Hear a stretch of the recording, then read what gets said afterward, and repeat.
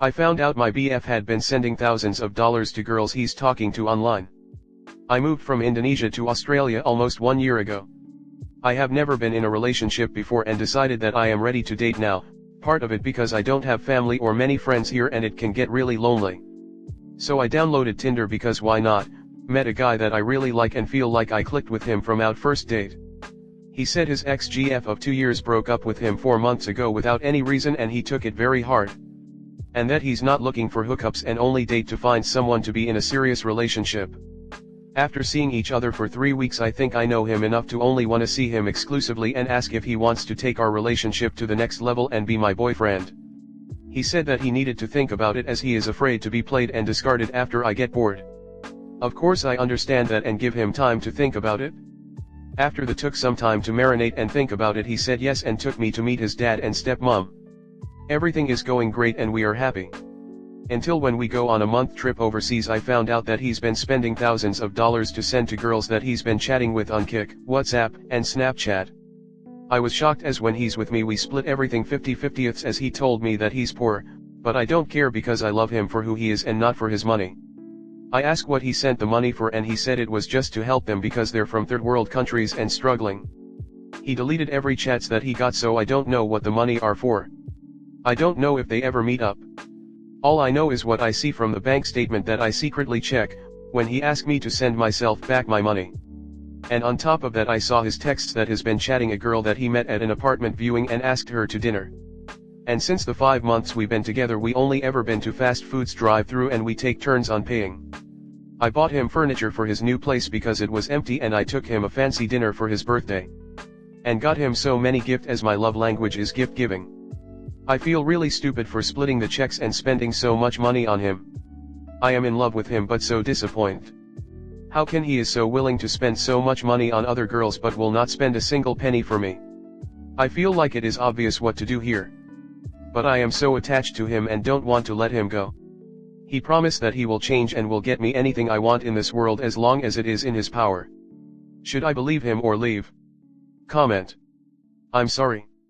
He's using you to subsidize his bills so he can afford to give other women money and gifts. Please stop this immediately. You deserve so much more. You see it loud and clear but you just need some validation. And I think the mystery of why his ex left him suddenly is revealed. The whole "I don't want to be played" line was a nice touch because it is a reflection of what he's doing to you and what he did to his ex. 4 months is no time at all. Also take into consideration that you are to the point where you are secretly checking his bank statements and going through his text. Is this how you want to be with a partner in life? There is zero trust. Finally he doesn't understand the ramifications of his actions and how much he betrayed your trust. Because he said "I'll get you anything in the world." You can't buy your way out of major indiscretions just like you can't buy your way into trust. Unfortunately some people you invest in will be a disappointment. This is a guy that has lied the entire time you've known him. Honestly, to believe him at this point would be beyond naive, it would be self-destructive. I get you invested a lot in him emotionally but rather than see that as him being special instead let it show you are ready for a real relationship, one he can't offer. Go back on the market, keep your eyes open and see how it plays out. So what is your needs? Be aware of potentially being a people pleaser and doing things for others. Whilst getting nothing in return is very noble, it can create an imbalance in relationships, resentment, and guilt. As a people pleaser I have learned to give to myself and not rely on others for my needs. I give what I want to give but insist on respect, honesty, trust, and open communication. Here is a healthy relationship guide. When people show you who they are, believe them. It may take time but I promise there are genuine guys who won't take advantage of you out there. But if you stay with this one, I can promise he will continue to use and abuse you. Leave, he should be bringing you money and take care of you. He's using your money and kindness, please leave, don't wait for him, don't wait, ask for money, who cares what he owes you, it's leave him now, move on. I grew up in Jakarta and did most of my education at the international school there. Know what one of my son's first bahasa phrases was? Tidak baik. That's what I'm thinking about your boyfriend's excuses. I'm also red flagging him buying him furniture while he's sending money to these women for reasons I genuinely don't believe. You deserve better. It's understandable you want to trust him when he says he'll change. When we love someone our reason and ability to see them realistically goes out the window. Take a step back. Would you want a family member or friend to be dating someone like him? He spent thousands of dollars on random women and none of it on you. So sorry this is your first experience in a relationship. There are better men out there than your current boyfriend. That sucks that's your first experience. I always find when PPL saying certain things like I'm afraid when you get bored you'll use me, which might be trauma, but man, when I hear stuff like that it's about them. Like PPL who tell you I'm a good guy. If they were a good guy they wouldn't have to tell you, they'd show you. It's like weird deflect. But PPL shouldn't be giving large sums away like that, and only to women.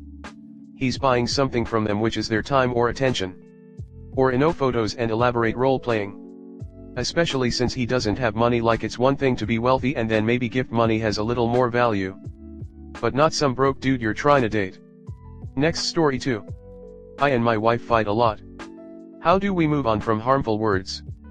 For context, I came home from work with the kids last week while my mill was home.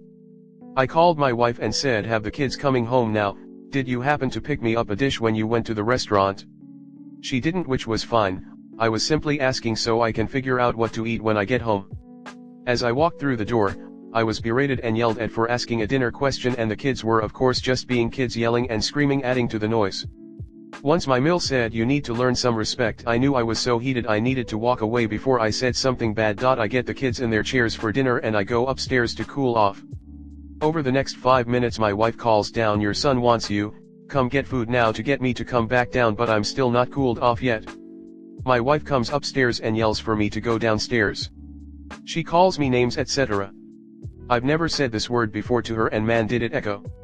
I regret saying this a lot. It was in the moment and I'm sorry for it. Ever since we've been in a downward spiral. Last night we got into another argument and my wife said she needs to talk to her therapist to help her work through the occurrence of me calling her. I sent this morning to my wife, copied and pasted. I was mad last night because of what you said. When you said, I have to talk to therapist about it, it made me feel like someone else was in our relationship. After going downstairs, I calmed down and meditated on what you meant. I know you meant that you need to process what happened when I called you a bad name, and I get it. I'm sorry for being mad. When I sent you those articles about signs of a positive or negative relationship, I legitimately saw the good outweighing the bad in our relationship, but when you looked at it, you saw the bad outweighing the good. This concerns me because it was meant to show you that our relationship is actually doing okay. But you interpreted it as our relationship being bad. I think one of the things on the list of topics to bring up to therapist is interpretation and perception of the world around you. I can't control anything that goes on in those talks obviously, and this isn't me trying to control you. I'm bringing up a concern of mine that I've had for a long time. I feel like you perceive the world in a very negative light and always assume the worst. I feel like doing this harms your mental health. Is this actually true? I have no idea, but that's how I feel. How I feel we move on from our fighting, give each other space and time. I personally have a hard time with this because I always want to be up your ass, figuratively speaking. I also don't hold grudges and try to move on as quickly as possible because that's who I am. In my mind life is too short to be angry. So I'm leaving the ball in your court.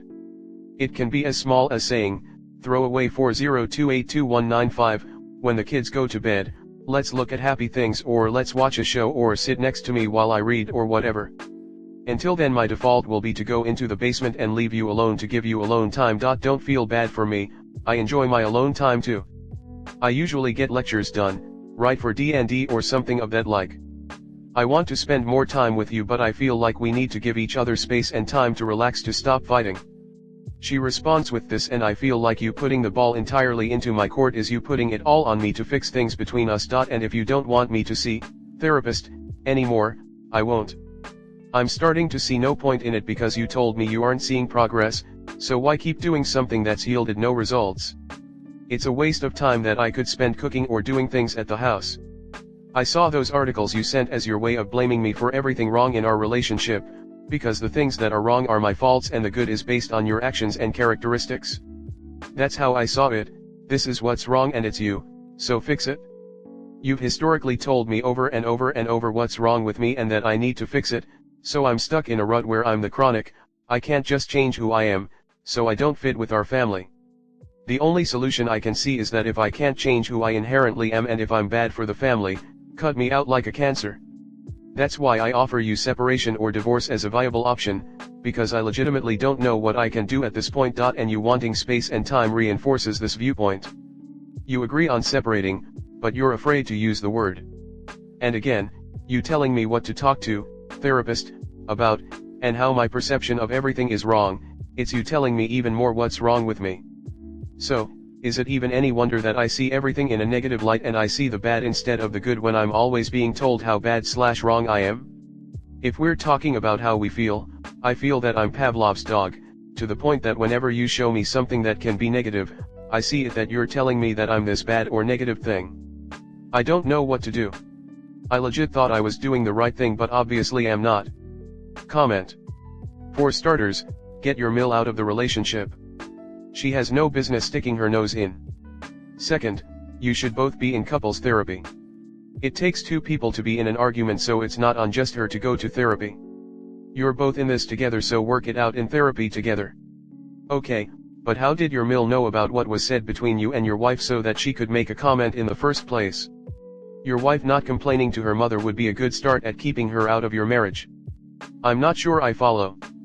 After the incident at hand, you calling your wife a cunt, you send her a long paragraph about how she sees the world differently than you and best you have to offer is go hide in the basement? This sounds like a hot mess and way above Reddit's pay grade, but I'll give it a go.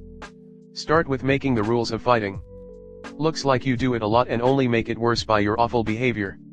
I would definitely put no name calling on the list because JFC you're adults. No yelling, too. Another obvious suggestion is to actually go to couples counseling and learn how to communicate. At some point you need to start having conversations, not just send each other articles and lengthy messages. Your wife is not wrong. Your I feel statements are attacks on her, hiding behind words that pretend to be statements about how you feel.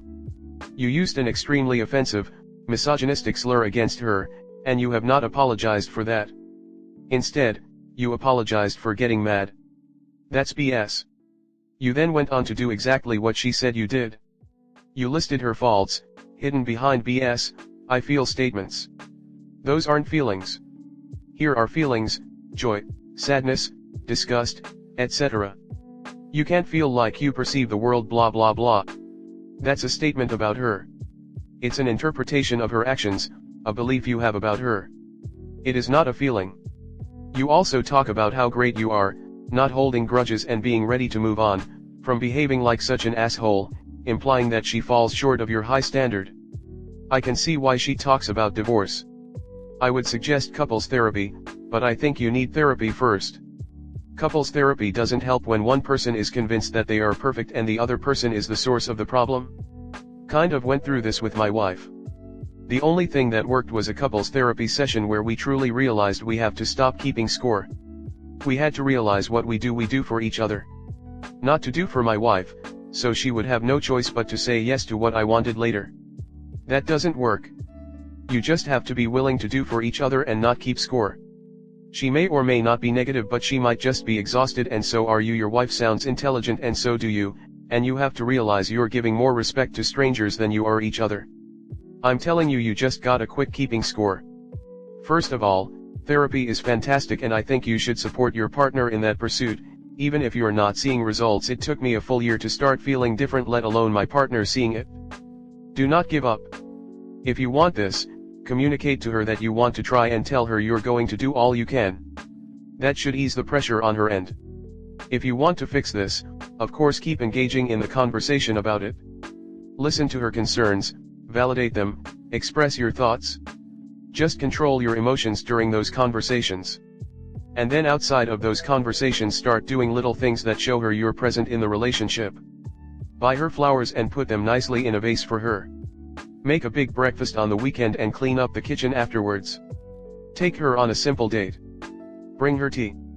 Offer a massage, a real one. And tell her she looks beautiful today.